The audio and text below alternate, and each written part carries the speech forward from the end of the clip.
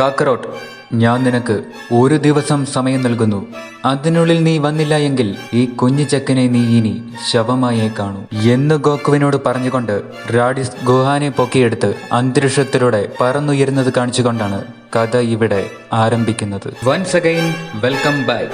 Kerala story explainer എന്ന YouTube ചാനലിലേക്ക് ഏവർക്കും സ്വാഗതം. നമ്മൾ ഇന്ന് കാണാൻ പോകുന്നത് ഡ്രാഗൺ ബോൾ സി സയൻ സാഗയുടെ 3ാം എപ്പിസോഡാണ്. വരൂ കഥയിലേക്ക് പോകാം. റാഡിസിന്റെ പെട്ടെന്നുള്ള ആക്രമണം കാരണം കടൽ തിരമാലകൾക്കുള്ളിൽ കിടന്നുകൊണ്ട് വേദനിച്ചു പൊളയുന്ന ഗോക്കുവിനെയാണ് പിന്നീട് നമ്മൾ കാണുന്നത്. അസഹനീയമായ വേദനയാണ് ഉളവാകുന്നത് എങ്കിലും ഗുഹാനെ എങ്ങനെയെങ്കിലും രക്ഷിക്കണം എന്നുള്ള വ്യഗ്രത കൊണ്ട് വളരെയേറെ കഷ്ടപ്പെട്ട് പിടിച്ചെഴുന്നേൽക്കാൻ ശ്രമിക്കുന്ന ഗോക്കുവിനെയാണ് പിന്നീട് നമ്മൾ കാണുന്നത്.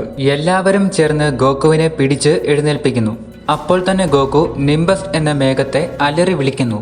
ഉടൻ തന്നെ എത്തുന്ന മേഘത്തിന്റെ പുറത്തേക്ക് ഗോക്കു കയറാൻ ശ്രമിക്കുമ്പോൾ, നിന്റെ ബ്രദറിന് അസാമാന്യമായ ബലമാണ് ഉള്ളത്, നീ അവിടെ പോയാൽ അവന്റെ കൈകൊണ്ട് മരിക്കുക തന്നെ ചെയ്യും എന്ന് പറഞ്ഞുകൊണ്ട് മാസ്റ്റർ റോഷിയും ക്രില്യനും ഗോക്കുവിനെ പിന്തിരിപ്പിക്കാൻ ശ്രമിക്കുന്നു. എന്നാൽ അത് കേൾക്കുന്ന ഗോക്കു, എനിക്കെന്തായാലും നിഷ്കളങ്കരായ 100 പേരെ കൊന്നിട്ട് എന്റെ മകനെ രക്ഷിക്കുവാൻ സാധിക്കുകയില്ല, ഞാൻ അവനോട് യുദ്ധം ചെയ്യാൻ പോവുക തന്നെ ചെയ്യും എന്ന് ആണയിട്ട് പറയുന്നു. വീണ്ടും ഓരോന്ന് പറഞ്ഞുകൊണ്ട് തടസ്സപ്പെടുത്താൻ ശ്രമിക്കുന്ന അവരോട് ഗോക്കു പറയുന്നു, റാഡിസിന്റെ വാലിൽ പിടിച്ചു വലിച്ചാൽ കുറച്ചു നേരത്തിന് അവന്റെ ബലമെല്ലാം ചോർന്നു പോകും. എനിക്കും പണ്ട് അങ്ങനെ തന്നെയായിരുന്നു. ആ സമയം കണക്കാക്കി ഞാൻ അവനെ ഇല്ലാതാക്കുക തന്നെ ചെയ്യും. പെട്ടെന്ന് വളരെ ഉച്ചത്തിൽ ഒരു അശരീരി കേൾക്കുന്നു.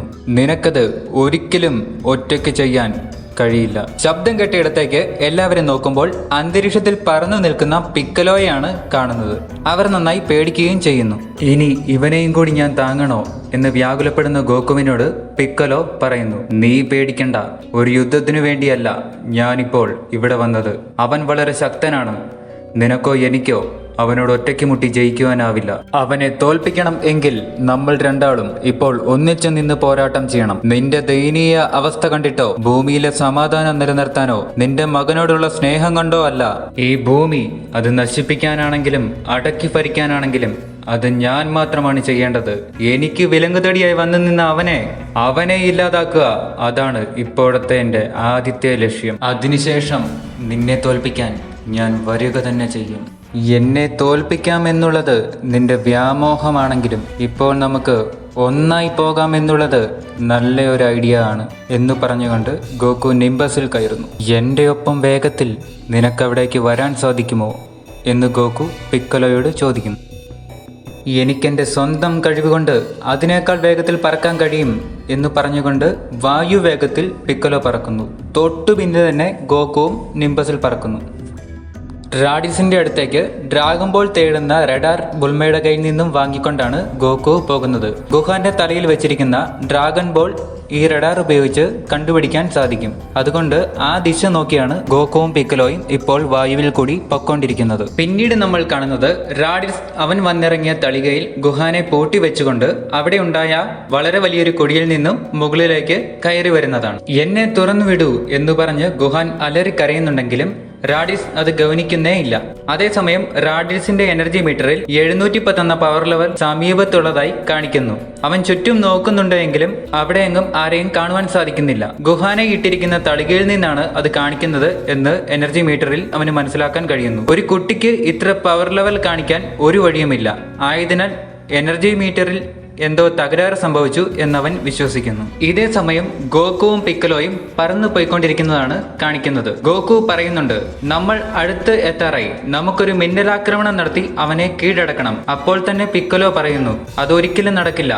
അവന്റെ കണ്ണിൽ വെച്ചിരിക്കുന്ന ഒരു ഉപകരണം അവന് നേരെ വരുന്ന എല്ലാ അപകടങ്ങളെയും അവരുടെ പവർ ലെവലും അവന് കാണിച്ചു കൊടുത്തുകൊണ്ടിരിക്കും. അതുകൊണ്ട് നമ്മൾ എങ്ങനെ ചെന്നാലും അതവന് മുൻകൂട്ടി മനസ്സിലാക്കാൻ സാധിക്കും. ഇതേ സമയം റാഡിസിന്റെ എനർജി മീറ്ററിൽ വീണ്ടും 710 എന്ന പവർ ലെവൽ കാണിക്കുകയും അലറിക്കറിയുന്ന ഗുഹാനെ അത് വീണ്ടും പോയിന്റ് ചെയ്യുകയും ചെയ്യുന്നു. ഇതിനുറപ്പായും എന്തോ തകരാറ് സംഭവിച്ചിട്ടുണ്ട് എന്ന് പറഞ്ഞ് റാഡിസ് തിരിഞ്ഞു നോക്കുന്നു. ഗോക്കുവിനെ പോലെയുള്ള വലിയ വലിയ ആളുകൾക്ക് പോലും 400-ലധികം പവർ ലെവൽ കാണുവാൻ റാഡിസിന് സാധിച്ചില്ല. അതുകൊണ്ടാണ് 710 കാണിച്ചിട്ടും ഗുഹാന്റെ പവർ ലെവൽ റാഡിസിന് വിശ്വസിക്കാൻ കഴിയാഞ്ഞത്.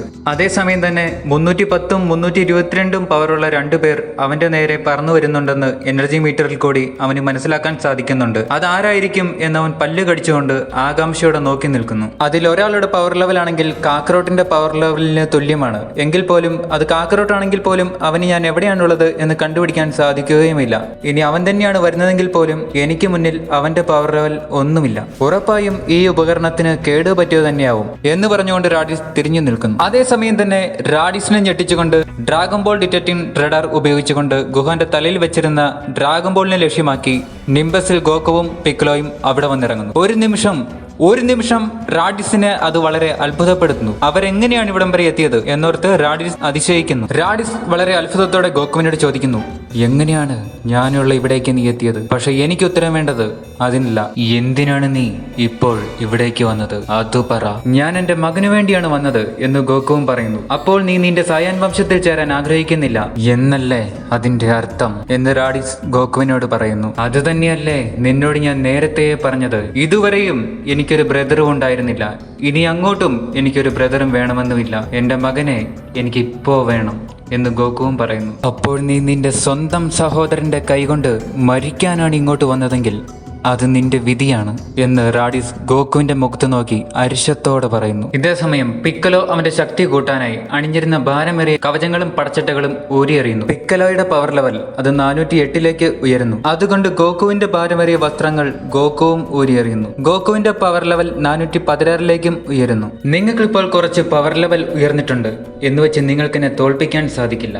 നിങ്ങളുടെ പവർ ലെവലിന്റെ ഇരട്ടിയിലധികമാണ് എന്റെ പവർ ലെവൽ. എനിക്ക് മുന്നിൽ കീഴടങ്ങിയാൽ നിങ്ങളുടെ ജീവൻ ഞാനിപ്പോൾ പിച്ച നൽകും എന്ന് റാഡിസ് പുച്ഛത്തോടെ പറയുന്നു. ഒരിക്കലും നമ്മുടെ പവർ ലെവലുകളല്ല, നമ്മുടെ സ്ട്രാറ്റജികളാണ് നമ്മളെ വിജയത്തിലേക്ക് നയിക്കുക എന്ന് ഗോക്കു റാഡിസിനോടും പറയും. ഗോക്കുവും പിക്കലോയും അങ്ങനെ ഇപ്പോൾ റാഡിസിനോട് ഫൈറ്റ് ചെയ്യാൻ തയ്യാറായി നിൽക്കുകയാണ്. നീ സയാൻ ഫാമിലിക്ക് തന്നെ ഒരു അപമാനമാണ് എന്ന് പറഞ്ഞുകൊണ്ട് റാഡിസ് വേഗത്തിൽ ഓടി വന്ന് പിക്കലോയെയും ഗോക്കുവിനെയും കുറച്ചു ദൂരം പിറകിലേക്ക് അടിച്ചു പറത്തും. പെട്ടെന്നുള്ള വിചിത്രമായ റാഡിസിന്റെ അറ്റാക്ക് മൂലം ഗോക്കുവും പിക്കലോയും വളരെ ദൂരെ തെറിച്ചു വീഴുന്നു. റാഡിസിന്റെ അടി കൊണ്ട് തെറിച്ചു വീണ ഗോക്കുവിനെയും പിക്കലോയും നോക്കി റാഡിസ് വളരെ പുച്ഛത്തോടെ പറയുന്നു, ഏയ് കാക്കറോട്ട്, നീ മരിക്കുന്നതിന് മുൻപേ ഒരു കാര്യം കൂടി നീ അറിഞ്ഞുകൊള്ളൂ.